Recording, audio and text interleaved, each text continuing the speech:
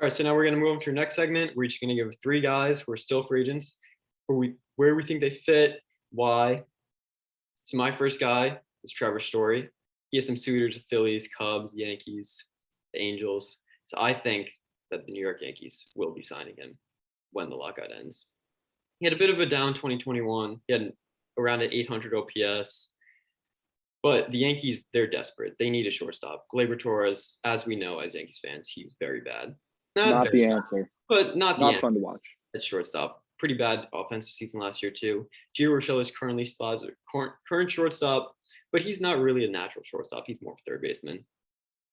So I think if the Yankees can go to get Trevor Story, that'd be much needed upgrade for the position. They haven't really had an elite shortstop since really a 2018 year with Didi. Before that, it was Jeter.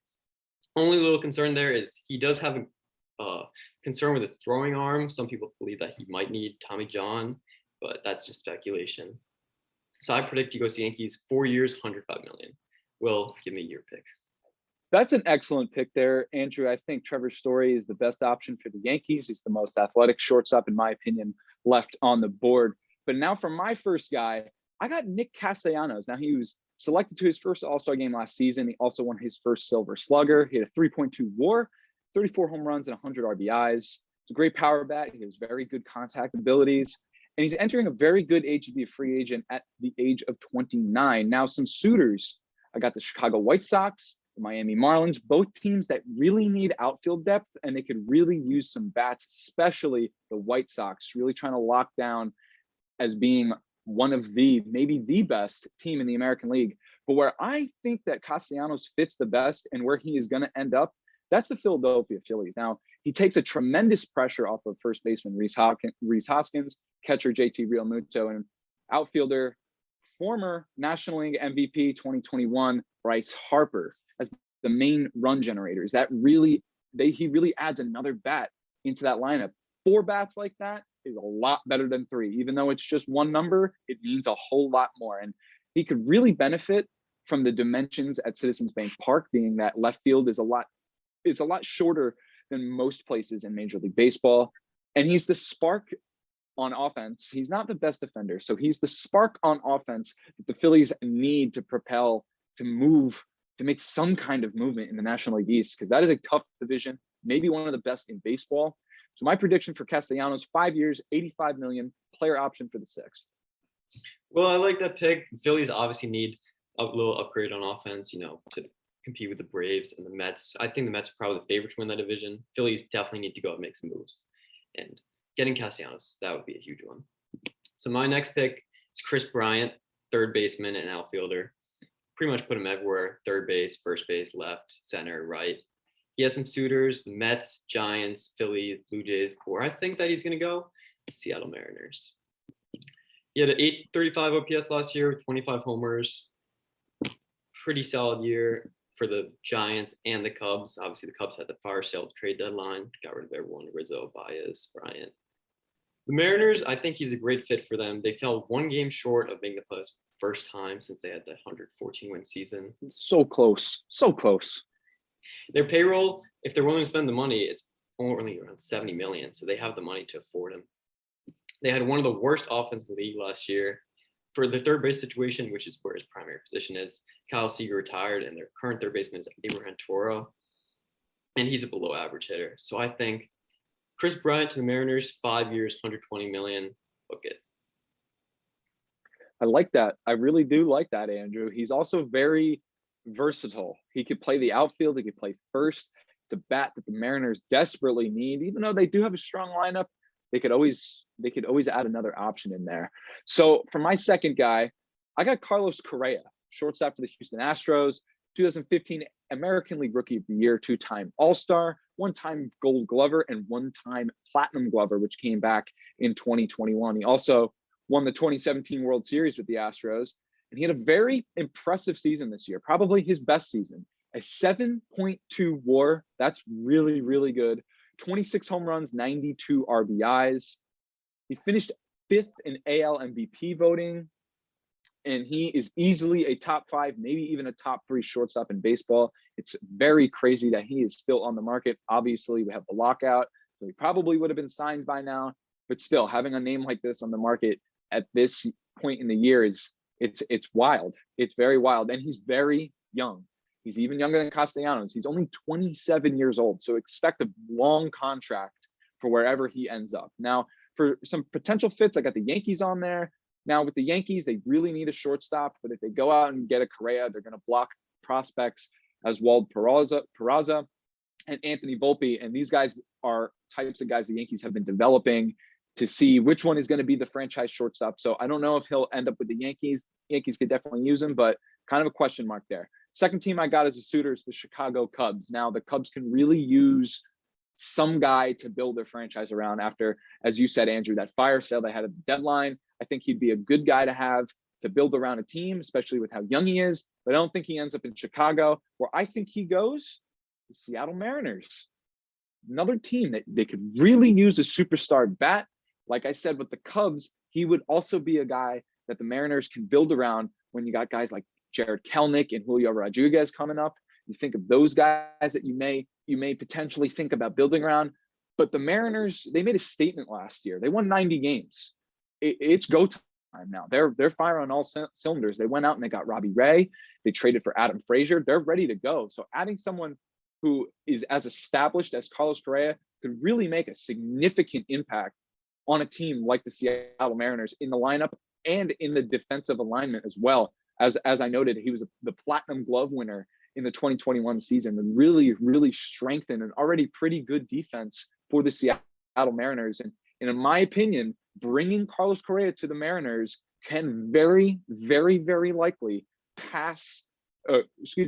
very likely have the Mariners pass the Astros as the best team in the American League West. I can very much see this happening. I think it would be a great move. Now, my prediction for his contract, I'm going to go 10 years, $335 million, giving him a $33.5 million AAV, possibly a backloaded contract structure as well, giving him more AAV down the line, which gives the Mariners opportunities to extend that win now window. They can go out and get more impactful guys instead of just giving Correa 30 plus million and then just have him work his way up to the 30, 35, a little over 35 after that. Let it gradually work out, because maybe by the time at the end of that contract, the Mariners may not be in as good of a position as they are now. So maybe Correa will be a nice guy there. But all in all, the Mariners, as you also noted, Andrew, they have money to spend. And this is a guy that you need to spend money on, especially with the situation that the Mariners have right now. Yeah, I don't really agree with what you said about Correa. If they get him, I don't think that puts them over the Astros. I think that definitely makes them a playoff team, a favorite to make the playoffs. But it would be a great move. I don't see the Mariners really going out and spending. I just don't see them being the team to do it. But my final prediction is also Carlos Correa. As you mentioned, teams that suitors, Astros, Angels, Yankees, possibly the Cubs. I have him going to the Phillies, though. Phillies, wow. They won 82 games last year, 16 back of the Braves. Their GM, Dave Dombrowski, obviously very, very aggressive GM. We saw it with the Red Sox. He's willing. Always has been, even with Detroit. Yeah, always willing to make the big moves. As you mentioned, very polarizing, controversial figure. The Phillies were a league average offense last year. They got pretty bad production from the shortstop position. Didi, I know we love Didi. Of course, miss him every day. Very bad 2021. Great, very bad offensively, defensively. Phillies payroll's around 150 million, so they can fit it in 35 million. 35 million a year for him. I'd say 10 years, 360 million, maybe a little bit deferred money too. I think the Phillies getting Carlos Correa would really put them up there at the top. Maybe not winning the NL East, but competing with the Mets for the NL East chip next season. I like this pick, Andrew. I really do. I think both of our guys that we picked for the Phillies would really make a huge impact for their team. Maybe yours a little more than mine, just given his age and his position and his ability to play and excel on both sides of the ball. I really like this pick from you. And like you said, I don't think they pass up the Mets, but it definitely gets them closer to not being that fourth place and third place team that they have been for the last 10, 12 years. So to wrap up this segment, I'm going to go with a dude that Andrew just mentioned. And my last guy is Freddie Freeman. Big name, another really big name on the board of free agents remaining. First baseman for the Atlanta Braves. He was the 2020 National League MVP. He's a 5-time All-Star, 1-time Gold Glover, 3-time Silver Slugger, and he finished top 10 in MVP voting 6 times. And he, of course, won the 2021 World Series with the Braves. He had a 4.7 WAR, 31 home runs, 83 RBIs. He batted 300. He had a 393 on base percentage with a 503 slugging percentage, great slash line, and a very, very good OPS at 896. In my opinion, he's the overall best first baseman in baseball. Say all you want about Vladimir Guerrero Jr. I think he's great, but he's not as great as Freddie Freeman. And he's an instant upgrade to any lineup and any defensive alignment, as we said with Correa, to any lineup and any team in baseball. Now, some potential fits for Freddie Freeman that I have the Dodgers, I have the Yankees, and I have the Braves. Now, for the Dodgers, if you add him, you already add a superstar to a lineup filled with superstars. The simple maneuver here would be to put Freeman at first and you move Max Muncy to third and you let Justin Turner walk, or you DH Freeman, barring that the DH will be in the National League come 2022. And he also gets to go back home to California as well. But I don't think he ends up there. With the Yankees, he definitely improves the defense in the infield. The Yankees really need some defensive upgrades. And he adds that much needed left-handed bat presence that the Yankees just haven't had in the last 3 to 4 seasons.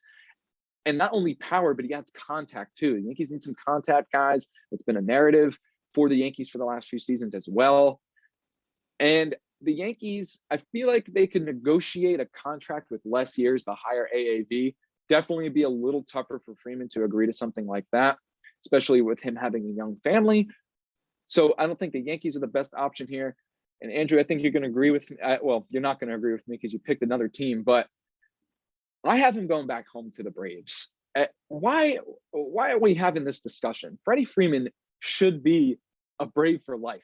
It should have been done last spring training. The Braves just were reluctant to get an extension done for him.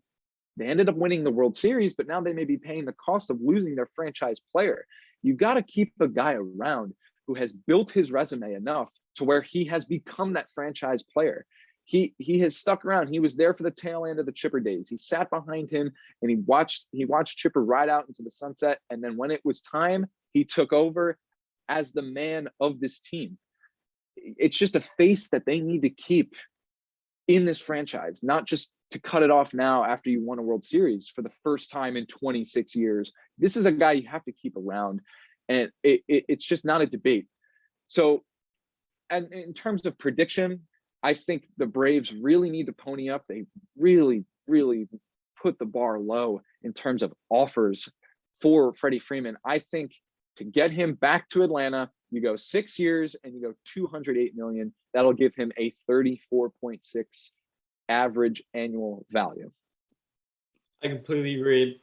Braves have to keep Freeman, first face the franchise. Well, maybe not face the franchise. That might be Acuna now. Well, you get Acuna, but he's been around there for over 10 years now. Definitely the heart and soul of that clubhouse. Yeah, 100%. We have seen some reports. I know it's still lockout, so it's not really talks are going, but we saw some reports that the Braves, they're not as likely as we thought to bring him back. So I do think he goes to the Dodgers. But I saw that as well. And even when you have your manager saying that too, that's tough. Bryant Snicker was out and he said that about a month ago, saying that it's a possibility that he doesn't come back. But if I'm the Atlanta Braves, it's got to be done. Yeah,